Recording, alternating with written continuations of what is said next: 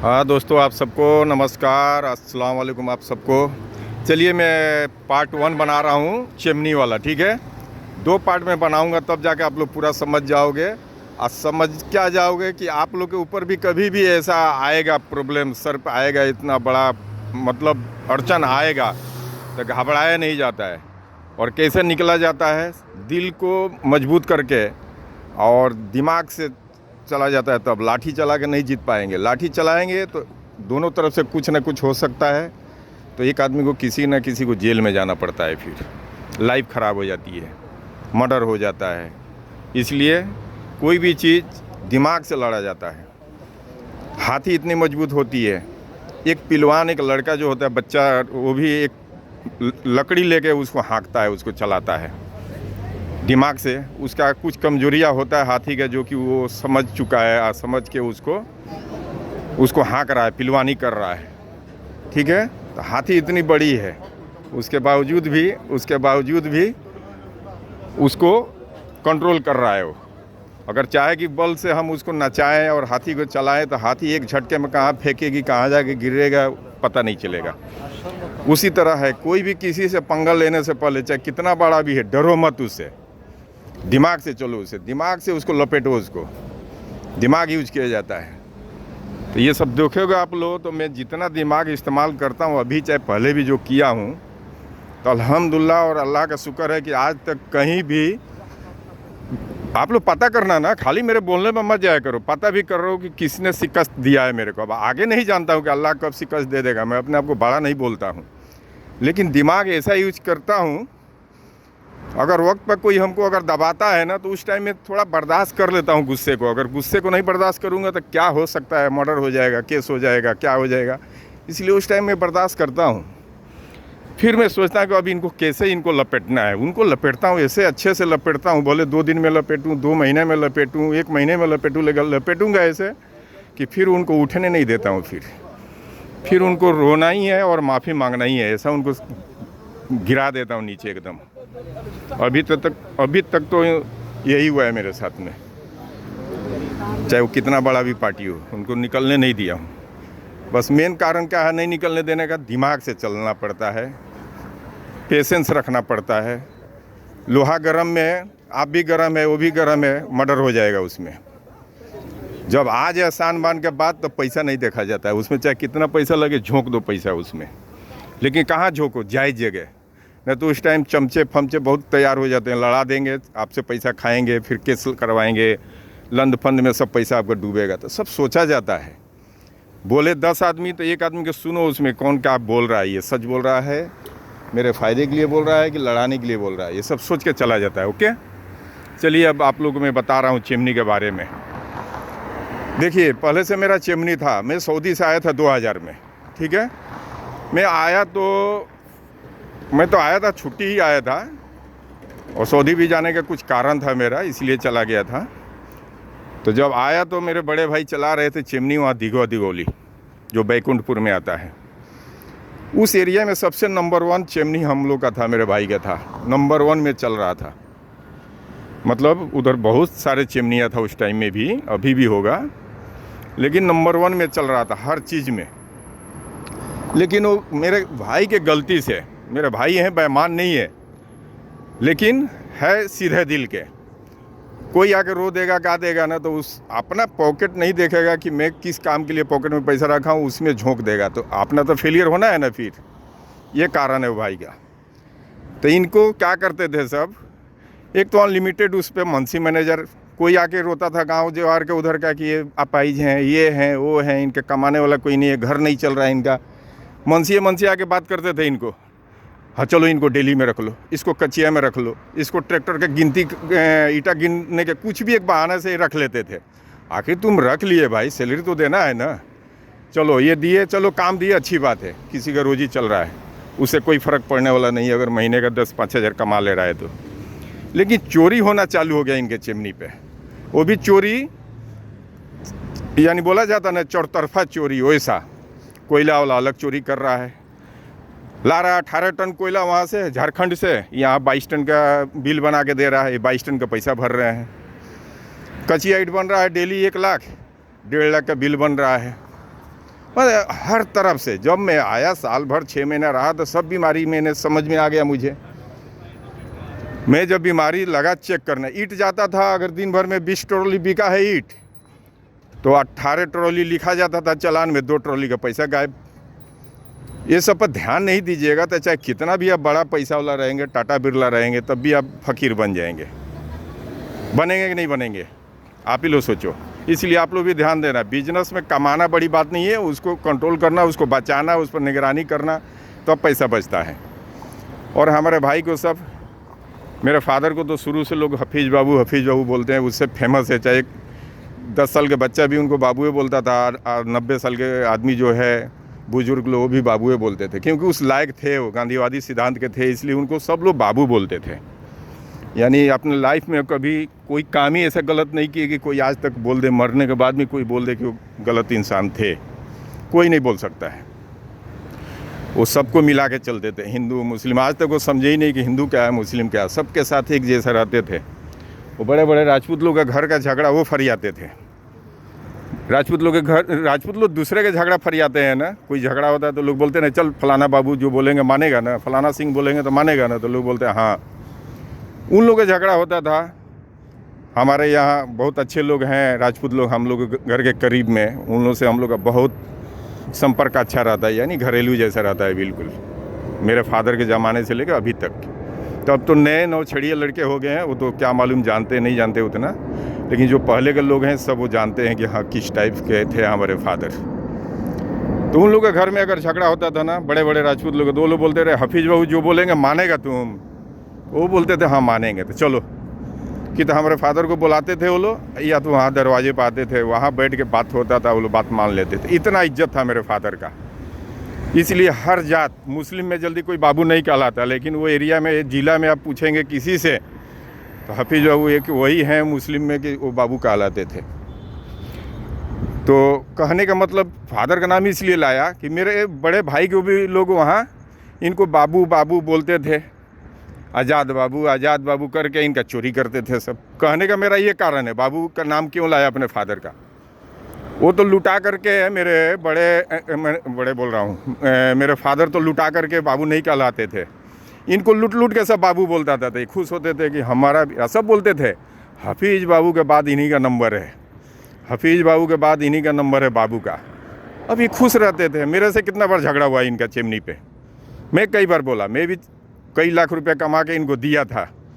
तो मेरे को दिल में जलन होता था कि पैसा कैसे कमाया गया है, हम कैसे कमाए हैं सऊदी में, ये लुटा रहे हैं यहाँ पे। हम बोलते थे कि लुटा रहे हो ना तो एक दिन कटोरा लेके भीख मांगना पड़ेगा। मैं बोला इनको कि मैं जब मुंशी को पकड़ लेता था चोरी करते हुए, मैं निकाल देता था चिमनी से बाहर, क्योंकि मैं सऊदी से रह के आया था, तो वहाँ का पनिशमेंट मेरे को मालूम था। वो लोग गलती किसी को देखते हैं कहीं भी तो निकाल ही देते हैं ना, फिर ही उसको रख लेते थे। तो गुस्सा आएगा कि नहीं आएगा। तो कई लोग बोलते भी थे कि छोटा वाला भाई निकालता है तो फिर बड़ा वाला बहाली कर लेता है। इसमें मेरे को बहुत गुस्सा आता था। तो एक बार उनसे मैं बहसी करके, बड़े भाई से ही मैं बोला जितना लाख रुपया दिया हो ना, वो लाख रुपया दो, मैं अलग चिमनी अपना ले करके मैं चला के दिखाऊंगा कैसे चिमनी चलता है। तो मेरे को बोले अच्छा, बहुत मतलब नहीं होता कटाक्ष बोलना, बहुत दिमाग है तुम्हारे पास और किसी के पास नहीं है, हमारे पास दिमाग नहीं है इसीलिए चोरी हो जा रहा है। सामने चोरी हो रहा है फिर भी ये नहीं यकीन करते थे। इनको इतना ना सब गुमराह कर दिया था सब। कोयला में पैसा चोरी, ईंट में चोरी, पकिया ईंट में चोरी, कचिया ईंट में चोरी। अब कितना भी आप पैसा वाला रहेंगे तो पैसा तो आपका खाली होना है ना। अब इनके ऊपर सर पे ये कर्जा चढ़ना चालू हो गया कुछ सालों में, ठीक है। जब तक एक ये थे चिमनी वाले, वो हम लोग कंपटीशन में आए थे चिमनी वहाँ चालू करने के लिए। वो हम लोग कंपटीशन में चिमनी चालू कर दिए थे। तो वो जितने ईंट का रेट घटाते थे, यानी उस टाइम में हम 2020-21 के बाद बता रहा हूँ, उस टाइम में 1600-1700 रुपया में 1000 ईंट मिलता था। अभी तो आजकल तो बहुत महंगा हो गया है ना। तो उस टाइम कोयला भी सस्ता था, लेबर भी सस्ता था, ईंट भी 1700-1800 रुपया में, 1600 में 1000 मिलता था। तब का बात बता रहा हूँ मैं। तो वो क्या करते थे, यानी ईंट जितने सस्ता बेचते थे वो, जो आके कंपटीशन में चिमनी डाले थे हम लोग का, तो हम उतने, वो अगर 1600 के बजाय 1800 के बजाय 1600 करते थे ना, तो मैं 1700 करता था रेट। तो आते थे वहाँ से ग्राहक आएगा तो दोनों जहाँ जहाँ जाते हैं ना वो लोग बोलते थे अरे फलाना के चिमनी पर तो 1600 का है, आप 1800 बोल रहे हो, 1700 बोल रहे हो। हम बोलते थे वहीं ले लीजिए, कोई बात नहीं है, जोर जबरदस्ती नहीं है, अगर वहाँ सस्ता मिल रहा है तो वहाँ लीजिए। एक टैक्टिस होता है ना बेचने का भी और ये बिजनेस करने का भी। तो फिर वो लोग आखिर अपने मुंह से वो लोग बोल देते थे, हमारे बोलने की ज़रूरत ही नहीं था। फिर बोलते थे हाँ ये तो बात है कि आपके यहाँ का ईटा जो जाता है तो अगर एक ट्रॉली पर 2000 है तो 2000 होता है गिनती पे, उनका जाता है 2000 तो 100 ईट कम ही रहता है। तो हम बोले तो फिर रेट किसका सस्ता हुआ, हमारा हुआ कि उनका हुआ? तो नहीं, सस्ता तो आप ही का हुआ। फिर उनको समझ में आता था, तो मतलब सबसे ज़्यादा सेल हम ही लोग को होता था। लेकिन समझाने का भी तरीका है ना। अब ये नहीं कि वो सस्ता किए तो हम भी सस्ता कर दें। हम सस्ता करेंगे और फिर वो ईंट भी बराबर भेजेंगे, कम करेंगे तो चोरी हो गया। अब वो बेचारू क्या करते थे, कम बेच करके भेजते थे और रेट कम कर देते थे, उसमें वो फेलियर हो गए। 2 सीज़न चलाए, 2 सीज़न में वो फेलियर हो गए हम लोग के सामने।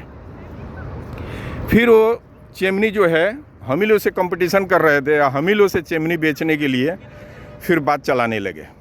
तो हम लोग मजाक समझते थे, सोचते थे ये भी तो बहुत पैसा वाला आदमी है। वो भी दबंग आदमी का चिमनी था, वो भी मुखिया था। वो आदमी अच्छा आदमी थे, लेकिन बाद में बेईमानी पे उतर गए थे। वो शुरू में तो अच्छे थे वो, लेकिन वक्त का क्या नहीं करवा दे, इंसान बदल जाता है उसमें।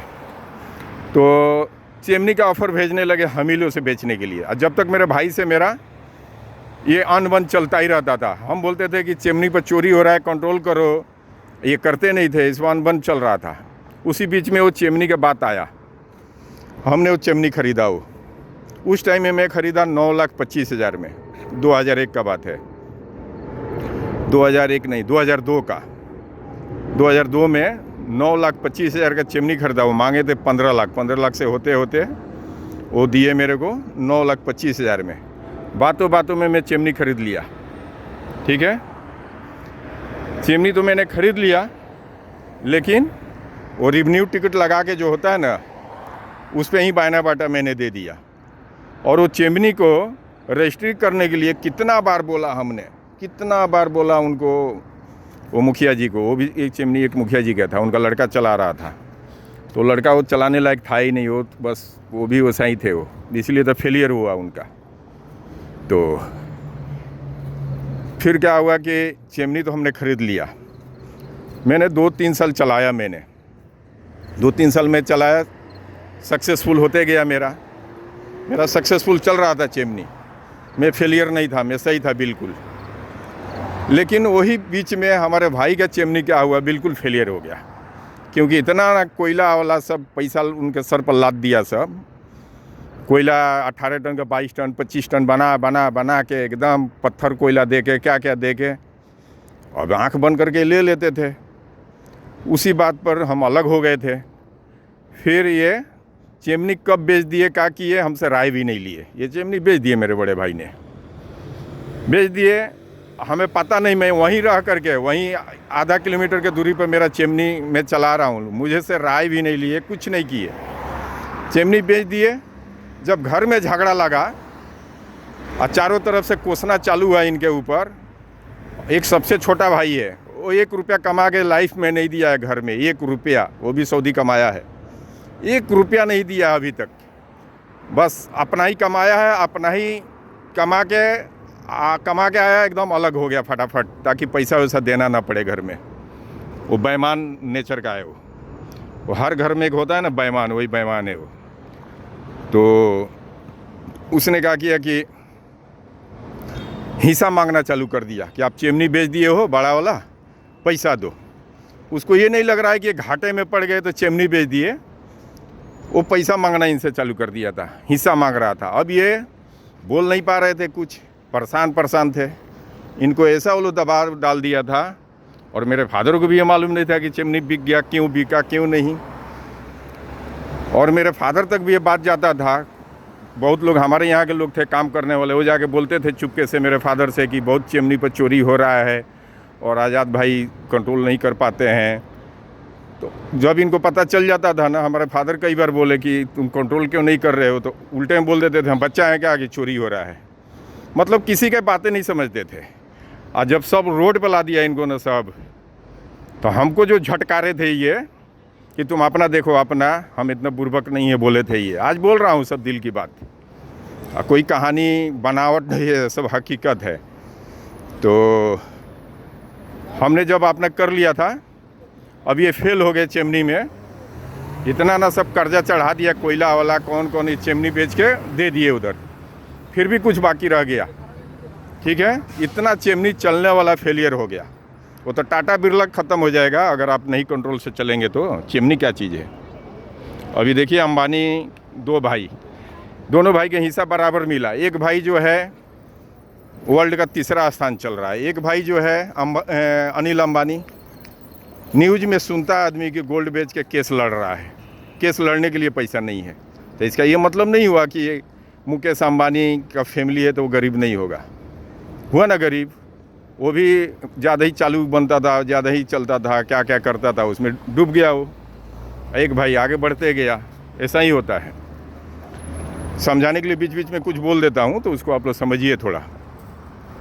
तो अब ये घर में लगा इनके पीछे सब। हम तो वहीं रहते थे चिमनी पे, अब हमें मालूम रहता ही नहीं था कि घर में क्या क्या हो रहा है इनके साथ। इनके ऊपर सब टॉर्चर कर रहा है, पैसा दो पैसा दो, चिमनी बेच दिए तो पैसा दो, कितने लाख का बिका।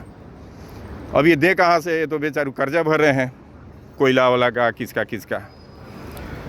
लास्ट में मेरे को बोले एक दिन परेशान हो करके कि देखना ऐसा ऐसा सब कर रहा है घरवा में, तो तू आना एक दिन, आके तू बात करेगा। क्योंकि हमारे पर मेरे फादर हमेशा खुश रहते थे। उनको मालूम था कि ये 1 से 2 बनाता है, मतलब कुछ भी, यानी हम देखो उड़ाते हम भी ये खर्चा, लेकिन हमको मालूम है कहाँ से 5 रुपये कमाना है तो वहाँ हम 2 रुपया 3 रुपया खर्चा कर देंगे। ये नहीं कि हम मंजर बाबू का हलाने के लिए, मंजर साहब का हलाने के लिए हम 10 रुपये नहीं खर्चा करेंगे। उसको मत कहो मेरे को बाबू, अच्छा काम करेंगे तो तुम बोलोगे, नहीं करेंगे नहीं बोलोगे, लेकिन पैसा दे के नहीं कहलाऊँगा मैं। तो वो मेरे फादर मेरा बात हमेशा मानते थे। कोई भी, उनको मालूम था कि ये मतलब जिद्दी है, जो चाहता है करता है ये। तो हमको बोले मेरे बड़े भाई कि तुम आओ ना शाम को, थोड़ा आओ ना, लो सब मेरे को परेशान कर रहे हैं, थोड़ा आके तो तुम अपने हिसाब से बात करो, अब्बा को भी समझाओ और इन लोगों को भी समझाओ कि वो चिमनी बिका है तो पैसा बचा नहीं है, सब चला गया कर्जे में। हम बोल रहे हैं तो मान ही नहीं रहा है छोटका। हमारा दिमाग भंड का, मैं बड़ा छोटका होता कौन है, कमाया तो 1 रुपया दिया नहीं है, और कमा के 1 रुपया दिया ही नहीं है। चाहे पढ़ाई पढ़ा है तो घर के पैसे से पढ़ा, और उसके बाद पैसा दिया रहता है तब न बोला जाता है कि हिस्सा दो। तो मैं आया घर पे, मैं आ करके जानबूझ करके झगड़ा किया। अब इनका हालात में देखा ना, इनका हालात देख करके मेरे को बहुत तरस आया। मैं बोला जाने दो, कुछ भी है तो भाई है, बात नहीं समझ रहा था, लेकिन अभी रोड पे आ गया ये, तो अभी इस एज में ही कहाँ जाएंगे दूसरे जगह। कसम से बोल रहा हूँ, हमने अपना चिमनी त्याग दिया, चलते हुए चिमनी भाई को दे दिया। घर पे पंचायती हुआ, मेरे फादर लगे पूछने की चिमनी बेचा तुम तो कहाँ रखा पैसा, क्या हुआ, पूछेंगे ना गार्जियन है तो। अभी इनके मुंह में बोली नहीं, बोल रहे हैं कि वो कर्जे में दे दिए, दे दिए, वो दे दिए। अब सब उनको डपट रहे हैं, सब एक तरफा हो गए थे। अब ये गलत साबित हो रहे थे ना, अब कोई भी बोलेगा कि पैसा हड़प गए, तो ये गलत साबित हो रहे थे। तो बोले सब कि पैसा कहाँ हुआ, सब इतना लाख रुपया किधर गया। फिर मैंने पंचायती में ही, पंचायती क्या, मैं घर ही के लोग बैठे थे, हमारे चाचा वचा थे, वो हमारे सामने वो चाचा है वो थे, हम लोग थे, वो छोटा वाला सब लोग थे। हमने बोला कि इसमें हिस्सा कौन कौन मांग रहा है हिस्सा। तो मैं सुना कि ये मांग रहा हूँ, हम लोग कितना रुपया तुम लोग कमा के दिया है कि हिस्सा मांग रहा है, ये बताओ मेरे को। मैं बोला कि 1 रुपया तो तुम लोग कोई दिया नहीं है, ये अपने बलबूता पर चिमनी खोले थे, हमने इनको दिया है, तो हम तो हिस्सा ही नहीं मांग रहे हैं इसे अभी तक। उल्टा मैं चिमनी खरीदा अपना अलग, तो ये हमको नहीं दिए चिमनी चलाने के लिए, हम अपने बलबूते पर किए। वो भी कैसे किए वो भी बताऊँगा वीडियो में आगे। हमारे पास भी कितना पैसा था और कहाँ से आया तो मैंने चिमनी चलाया, वो सब बताऊँगा, तब आप लोग भी समझ में आएगा कि हिम्मत नहीं हारना चाहिए। अब सही रहेंगे तो 1 करोड़ आपके पास पैसा रहेगा ना तो 10 करोड़ का काम करेंगे, आपके पास 10 लाख रहेगा ना तो 1 करोड़ का काम करेंगे। हिम्मत रहना चाहिए और ईमानदारी रहना चाहिए, तब आपको ऊपर वाला भी हेल्प करेगा, इंसान भी हेल्प करेगा आपको। तो हमने मतलब थोड़ा सा झगड़ा के मूड में मैंने कुर्सी उठा के फेंक दिया वहीं। हालांकि वैसा नहीं करना चाहिए, लेकिन वैसा नहीं करता ना तो बहुत दबाव आता है मेरे भाई के ऊपर। इसलिए मैंने मामला को रफा दफा करने के लिए कुर्सी उठा के फेंका गुस्से में, ऐसा प्लास्टिक वाला कुर्सी। मैं बोला तुम लोग हिस्सा मांगता है, हैं? कमा के दिया है तुम लोग 1 रुपया चिमनी में कि तुम लोग हिस्सा मांग रहा है। इधर बिल आ गया, चिमनी ख़त्म हो गया, चिमनी कैसा हिस्सा इसमें? कमा के दिए रहेगा तो तब ना तुम लोग नाफा में तुम लोग हिस्सा जोड़ रहे हो। घाटा लगा तो दो, तुम लोग दो घाटा इसको लगा है, या चिमनी बेच दिए घाटा लग गया, दो। अब किसी का मुंह में बोली नहीं। फिर मेरे फादर गुस्से में बोले, अब कोई भी बोलेगा ना, फादर हैं, कई लाख रुपया बर्बाद हो गया तो चिल्लाएंगे ना। तो मेरे फादर बोले कि अब क्या करेगा तुम, चिमनी तो बेच दिया, अब क्या करोगे? मनसूखगिरी करोगे कहीं जाके? किसको बोले? मेरे बड़े भाई को, हमको नहीं बोले। बोले मनसूखगिरी करोगे अब जाके, चिमनी तो बेच दिए तुम, अब जाओ दूसरे के चिमनी पर मनसूखगिरी करो जाके। ये बात मेरे दिल में लग गया। मैं बोला कि क्यों मनसूखगिरी करेगा, ये चिमनी चलाएंगे, हम कहीं बाहर जाएंगे। तो मेरे फादर बोले तुम क्यों जाएगा? हम बोले कि अब जो आदमी ज़िंदगी में कहीं नौकरी नहीं किया है 1 घंटा, वो आज ये हालात में वो नौकरी करेगा कहीं जाके? तो हमारे फादर चिल्लाए भी मेरे को बहुत। उसी दिन उसी रात शाम के टाइम में, रात में चल रहा था ये पंचायती हम लोग आपस में ही, हमने कुर्सी घुमा के फेंका और उसी टाइम मैंने सोचा कि यही मौका है कि चिमनी भाई के जिम्मे लगा दूं और मैं यहाँ से निकल जाऊं। चलते पीरियड में आखिरी राउंड चल रहा था चिमनी मेरा, शायद या बंद हो चुका था, इतना याद नहीं आ रहा है। यानी चिमनी पर अच्छा खासा ईंट बचा हुआ था। हाँ, चिमनी बंद हो गया था, चिमनी कट जाता है ना अगस्त में, ऐसा कट गया था। 1 राउंड का ईंटा बचा हुआ था उसमें, पकिया। वो बेच के भी चिमनी अच्छे से चल जाता, थोड़ा पैसा लगाते तो फिर चिमनी दोबारा चलता अच्छे से। मैंने भाई को थमाया, अब मैं बोला ये चाबी लो, ऑफिस का लो, सब मुंशी मैनेजर सब तो हैं, सब समझा देंगे, मैं यहाँ से आज ही निकलूँगा, नहीं रहूँगा यहाँ घर पे, ठीक है। वो भाई के लिए जैसे वो राम लक्ष्मण का कहानी होता है ना, ये हमारा कभी बात नहीं माने थे। दूसरा होता तो 1 रुपया नहीं हेल्प करता, लेकिन फिर भी मैंने किया कि चलो जाने दो, ये हालात में ये आदमी को साथ देना ज़रूरी है। तो हमने चाबी थमाया ऑफिस का। मैं कसम से मैंने उसी रात से जो निकला बम्बे में, मैं दोबारा कदम नहीं रखा चिमनी पे। मैं बोला बाकी सब मुंशी हैं, एक उधो सिंह थे, उधो बाबू, वही चिमनी खरीदवाई भी थे, उन्हीं का रिश्तेदार का चिमनी था और वही सब हिसाब किताब उनके पास था। मैं बोला वो सब समझा देंगे आपको, आप चिमनी चलाइए, पैसा कम पड़ेगा चिमनी चलाने के लिए, फिर मैं दूंगा आपको, कहीं से दूंगा लेकिन दूंगा।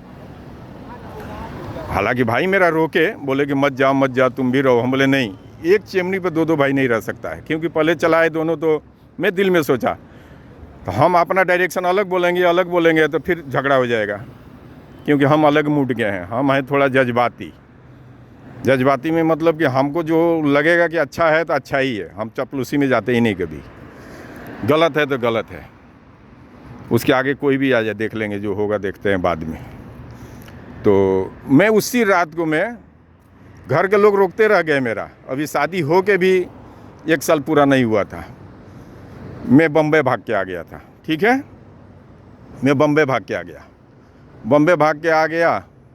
बम्बे भी कहाँ जाएंगे, कहाँ रुकेंगे, वो भी मेरे को नहीं मालूम था। गुस्से में जब मैं चला था, तो वो भी मैं छपरा जब गया तो टिकट भी नहीं कराया था। पहले से तो प्लान था नहीं कि रिजर्वेशन कराऊँ मैं।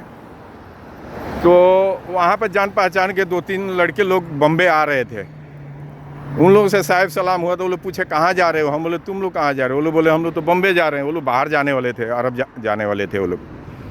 तो हम बोले हम भी बम्बे चल रहे हैं। तो बोले कि चलिए ठीक है, टिकट है ना आपका? हम बोले नहीं, टिकट तो नहीं है, अभी टिकट लूँगा मैं। बोले कि अभी कहाँ रिजर्वेशन मिलेगा ये?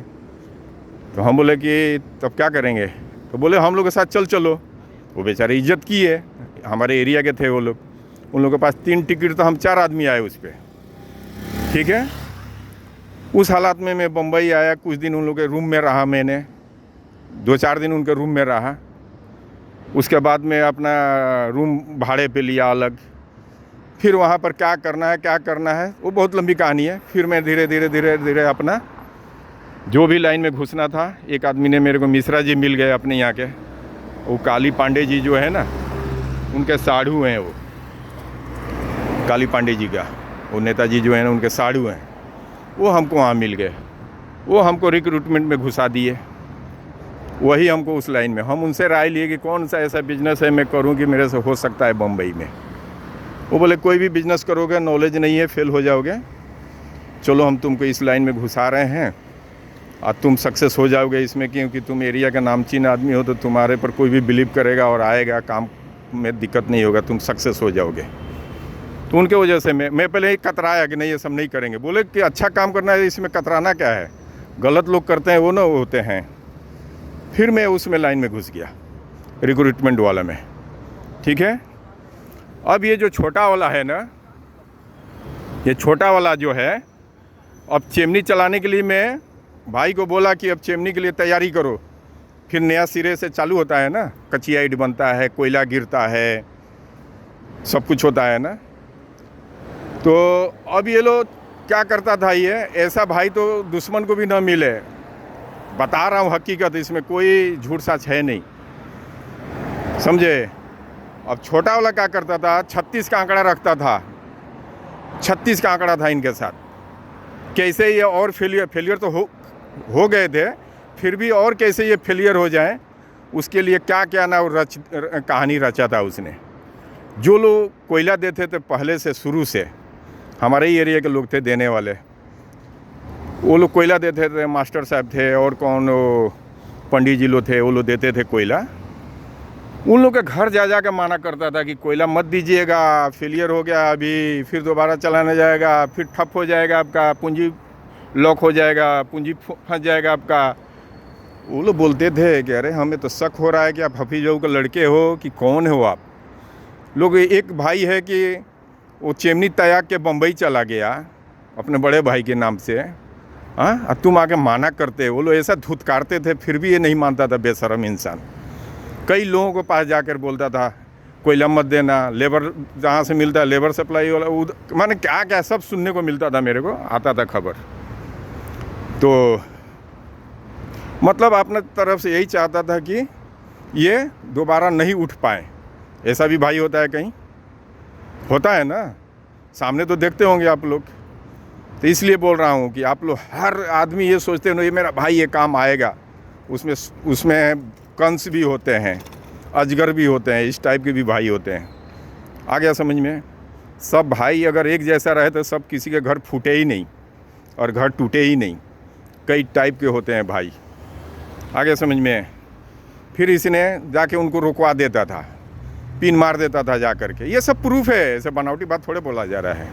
अब बनावटी रहता तो थोड़े में नाम लेता, हर चीज़ का प्रूफ है ना। वहाँ से कॉल करके मेरे को लोग बोलते थे। एक बार एक पंडित जी थे, वो कोयला देते थे, तो उनका शायद 1-2 लाख रुपया रह गया था मेरे भाई के पास। मेरे को कॉल किए, बोले कि मंजर बाबू आजकल तो आप ही सब संभाल रहे हैं, देख रहा हूँ, तो कुछ हमें भी कुछ हिसाब किताब रह गया आज़ाद बाबू के पास, तो अगर कुछ गुंजाइश हो तो मेरे लिए भी कुछ कर दीजिएगा।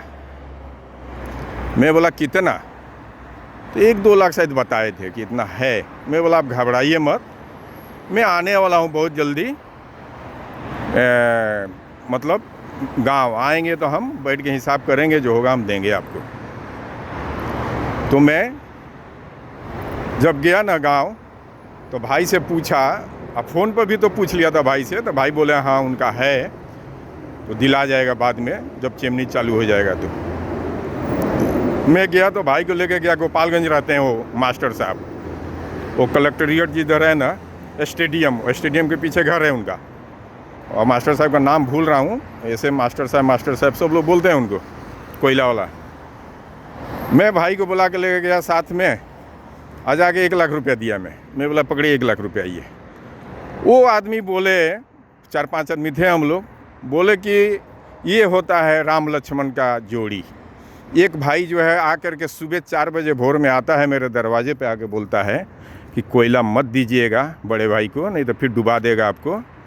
और एक भाई है जो कि अपना सब कुछ सौंप के बम्बई चला गया, उसके बावजूद भी आके 1 लाख रुपया दिया इधर। भाई देखो, मैं किसी का पैसा भी रोकता हूँ कोई भी लाइन में, जो जिद ठानता है ना कि हम ले लूँगा, तो फिर वो तो लेके दिखा, प्यार से आओ तो हमारा जान हाजिर है। अगर कोई आएगा ना किसी के सिखाने बढ़ाने में, आज दिया और कल चाहेगा कि कोई इनको दबदबा के या मैं किसी रोब से लूँ, तो फिर देता भी नहीं हूँ, देता हूँ अपने मर्जी से। आज भी वही नियम है मेरा। एक दो आदमी को अभी भी पैसा है, ज़्यादा नहीं होगा, लाख रुपया तक होगा दोनों का मिला के। वो लोग बोले थे हम ले लेंगे कानूनी कार्रवाई से, मैं बोला ले कर दिखा लेना, जा। नहीं दिया हूँ आज तक, लेकिन डायरी में लिख के रखा हुआ है मेरे पास।